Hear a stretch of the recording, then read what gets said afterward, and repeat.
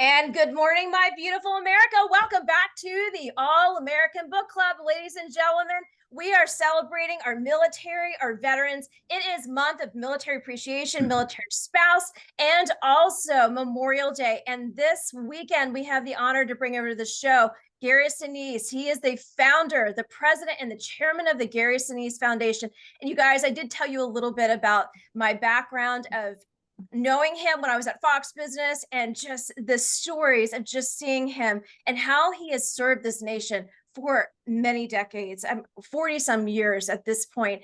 And we all know him and his beloved character of Forrest Gump, but he is on the front lines daily with our military and our veterans, making sure that they are taken care of. So please help me welcome to the show, Gary Sinise. I am so glad to have you here. Oh, thank you. Delighted to be with you. Thank you. So we have so much to talk about, but I'd love to let's just talk about your journey to this point. I know your family has military history. I know your performance in Forrest Gump, but what really was that turning point for you to start the foundation back in 2011? Well, yeah, yes, as you mentioned, there are several things in life Yeah. that kind of led up to the creation of a full-time nonprofit to support our defenders and all of that, and Yeah. the family history is a big part of that. Many on my side of the family, many on my wife's side of the family. I would probably say that I was even more impacted and motivated by meeting my wife's brothers Mhm. who both served in Vietnam. Her sister had served in the army and married a Vietnam veteran, the combat medic. And it was probably the Vietnam veterans that had even more of an impact on me than the veterans on my own side of the family, because my grandfather and my great uncle served in World War One. Right. I never really knew my great uncle. I knew my grandfather, but he never ever talked Mhm. about anything from World War One. He was an ambulance driver in France, and he saw a lot of bad stuff. And then his three sons uh, were two. My two uncles served in World War Two. Mhm. My dad served in the Navy during the Korean War. Um, but none of those veterans really talked very much when I was a kid about any of their service years. It was really when I met my wife, and Mhm. we fell in love and we got married, and I started to get to know her side of the family, that I was most impacted because they were kind of closer to my age, really. I mean, I was when Vietnam ended. Combat operations ended in Vietnam in 1973. I was a senior in high school at that time. So my wife's brothers were just a little bit older than I was, and they were off in the jungle and fighting a war, and I was at school playing rock music and chasing girls around. It wasn't until I got to know them that I really started thinking about what I was doing in high school while they were fighting a war, and how Right. it impacted them and how the country treated our Vietnam veterans when they, went off to war and came home. It was a divided time in our nation. It was a bad time to be a service member. And because of that, I just started getting involved with supporting veterans back in the 80s. I just felt a lot of compassion for our Vietnam veterans. Started supporting them in different ways in the 80s in Chicago. And then I got to, 10 years later, I got to play Lieutenant Dan in Forrest Gump. And he, of course, was a Yeah. Vietnam veteran. And that led me to all kinds of initiatives and programs and working with the Disabled American Veterans Organization and whatnot. And then you mentioned a turning point. I Yeah. think those years and those people Mhm. and those efforts were just seeds being planted for what would happen after September 11th Yes. and deploying Yes. to Iraq and Afghanistan. And then I just felt like it was a calling to do something I think one of the things was I wanted to ensure that the men and women deploying to Iraq and Afghanistan would not be treated Mhm. in the same way that our Vietnam veterans were treated. Having, been so close to Vietnam myself, I just wanted to do something to prevent that. And I could feel this division starting to happen in our nation. Not so much with Afghanistan, because everybody was like, we want to go out there and we want to do something about what happened to our country on September 11th. So there was a lot of support early on. But then going into Iraq, Yeah. the division started happening in our country, and I could just feel like this is going to happen all over again to our service members who are off just doing their duty, and they're getting caught in the middle of all this division in our country about whether we should be in Iraq or not. So I Right. started going out. I started going on tours and USO things, and over the years I've done about 100 different USO tours, and then it all just snowballed into the creation of a full-time foundation, the Gary Sinise Foundation. Well, I remember 9/11 very well. I was a Young Hill staffer on the Senate side, and I remember us being attacked, and I remember going up to New York the very next day, taking a friend of mine who had lost her father. Well, he was still missing at the time in the second tower. And I remember working for Bush and Senator Santorum, and the task was, we have all of these wounded coming back to Walter Reed right after 9/11 and the first invasion. And so I was over there sitting with spouses, sitting with family members, and we were trying to figure out, what are we going to do for these guys and girls who are coming back?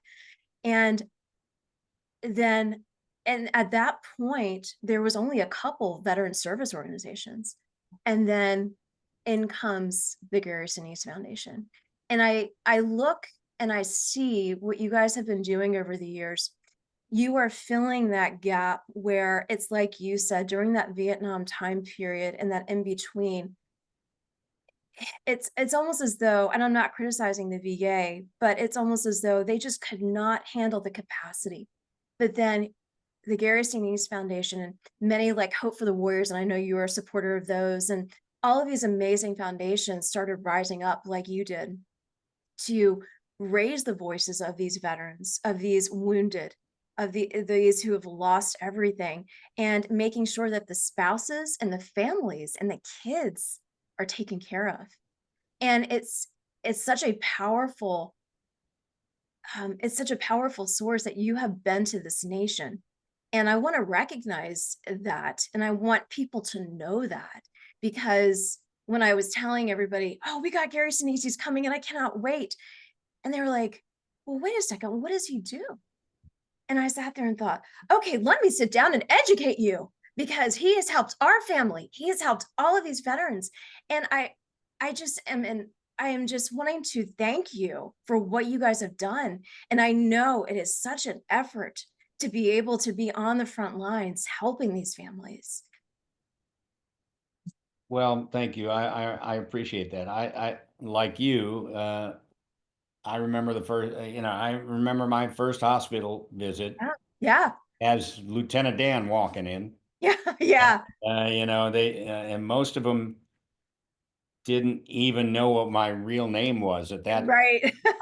I had done some movies. I'd done Forrest Gump and Apollo 13 and some movies, but um, it was probably CSI New York when I was on television every week that kind of changed the public profile. But Yeah. prior to CSI New York, I started visiting the hospital. Landstuhl was one of the first military hospital I visited after we started deploying, Right. and walking in there and sitting with the families who had come over from the States to be with their loved ones who were being stabilized, and in hopes that they would be transported back to the States. And me walking in there was a big moment for me, but I could sense when I left the hospital that day that I had done some good. I'd helped these families out. I'd helped some of the wounded out who I met. I walked into a room with 30 folks who were banged up, but they were going to get patched up and go back to the war. And I remember that I was really, I was nervous because hospitals were not my thing. And now I'm going to walk in and see a bunch of wounded from the wars. And what is that? I'm thinking about how I'm going to react. And I walked into that room. There were about 30 banged up folks in there. They're waiting for their appointments and whatever. And one of them saw me and screamed out, Lieutenant Dan.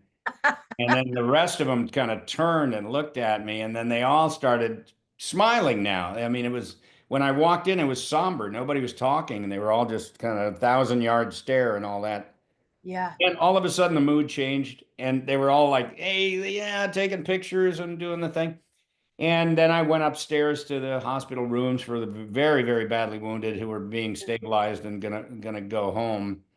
And I left that day thinking, wow, all I did was show up. All I did was walk in, and it helped. And so that started me on a path of, the 2 weeks later, I was at Walter Reed in Bethesda for the first Yep. time, and many, many, many, many trips over the years, and many wounded, and meeting a lot of them. All that had a significant impact on me, and I started raising my hand to do all kinds of things, and a lot of that was support other organizations that had popped up after Yeah. September 11th who were trying to help, and they were people that were motivated just like me to try to do something. And many organizations, nonprofits, like Hope for the Warriors, you Yeah. mentioned, Hope for the Warriors was there before I had my own foundation. I was supporting them, and I was learning a lot of different things from all these different nonprofits and what they were doing and how they were doing it and where the needs were. And Yeah. I saw that somebody like me in the public eye could actually do some good for some of these organizations, helping them raise awareness or doing PSAs or raising money for them. And then after doing that for, a dozen years or so, it was clear that I should just start the Gary Sinise Foundation. And, I'd built up a fairly solid, um, solid credibility within the military community that I was somebody that was interested in helping them and wanted to help them. And a lot of, because I was in the public eye, people were seeing what I was doing. And so they would ask me how they could help. And then I'd tell them what organizations to donate to and all Yeah. that kind of stuff. And then I just said, well, I'm going to start my own. You can donate to me, and I'll make sure it gets to the right place. Yeah. And I mean, and it has been a true testament all of these years to see that. And I still see that. And I absolutely, applaud the work. I want to talk also about Memorial Day. We're headed into Memorial Day. And I think so many people get Memorial Day and Veterans Day confused. And I know that you have a huge role with Memorial Day and American Veterans Center in Washington, D.C. And every year they do the annual Memorial Day concert. Could you share about your role and just the importance of Memorial Day and then the difference? Well, it's incredible to be in Washington, D.C. on a Memorial Weekend. There's so much going on, and veterans come from all over the country. And Mm, I've done additional things beyond the National Memorial Day concert during yeah. that weekend. Played a couple of years ago, we did a big, big Vietnam celebration because it was the end of combat operations in Vietnam and the 50th anniversary of our POWs coming home. So we rented out Constitution Hall, and Mhm. we had hundreds of Vietnam veterans in there celebrating them. So I always try to tie something else in to the weekend of Memorial Day. Next week, Thursday, I'll be at Quantico playing a concert for the Marines out there, and then I go into Memorial weekend. If you haven't seen the National Memorial Day concert on PBS, it really is our nation's uh, memorial service to those who have given their lives in service to our country over these many years of that our nation has existed. And I got involved with it 20 years ago. This is my 20th year being involved with the National Memorial Day concert. My buddy Joe Mantegna got involved with it a couple of years before I did, and he was the one. I didn't know anything about it. I didn't know it was on television. It was a national television show every Sunday before the Monday of Memorial Day, and he started doing it. And then he called me and said they were doing a segment about the USO on Yeah. the Memorial Day concert. And he knew I was doing all these USO related things, going on tours and USO stuff. So he said he invited me to bring my band to be a part of the 2005 National Memorial Day concert, Mm, and it worked out great because I had a overseas USO tour planned in Germany and the UK and the Netherlands, and right at the end of that tour, we all flew to Washington, D.C. And the next thing I know, I'm on this stage in front of the United States Capitol. And on the west lawn of the Capitol, there's 200,000 people sitting on the lawn watching the National Memorial Day concert. My Yeah. band is playing. And we were just, I formed the band simply to play for the troops because I wanted to do something extra besides shake hands and take pictures. And Yeah. now, next thing I know, there's 200,000 people watching us, and 10 million on national television. So it hooked me. And the following year, they asked me to come back and co-host with Joe, and I've been doing it with him ever since. He's one of my oldest friends, going back to the Chicago days. Yeah. Known each other a long time. Joe's very dedicated, and he does it every year. And I just wouldn't miss it. Every year we honor, we share stories of Hmm. sacrifice and service. We have great musicians playing and singers that are part of the concert. This year it's Sunday night, 8 p.m. Eastern, 7 p.m. Central on PBS on May 25th. We have a great lineup this year as well. And again, as I said, this will be my 20th year doing it. Yeah. No, it's amazing. Thank you for doing that. I also want to just send out a message. What would be in all the years of now leading the Gary Sinise Foundation and the stories you've heard and the impact that you have made, what is the ongoing message that you say to veterans and their families when you meet them for the first time? It, I mean, every story is so different, but I can't help but wonder, maybe it's not even what you say, it's just your presence. Because you have this having been around you at Fox and just seeing the demeanor that you presented when you were around those first responders on 6th Avenue, you just have this very calming presence. But what is one thing that you usually say when you meet them for the first time? I just try to let them know that they're not forgotten. Yeah. I mean, we have service members that are serving overseas. We have people Yeah. in war zones. We have firefighters pulling families out of burning cars and running into buildings. We have police officers that are in danger, chasing bad guys and dealing with that. They have to go to their families, go home to their families every night, these first responders, and then go back again. I got involved with supporting first responders because of September 11th, and Yeah. on my first USO tour overseas to the war zone. This was June of 2003. So what's that? 22 years ago. Yeah. Uh, 22. I was on my way up from Kuwait City to Baghdad, Hmm.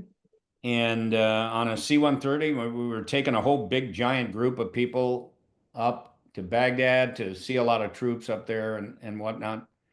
And I sat down to a legendary former firefighter of New York City who had served in the Marine Corps.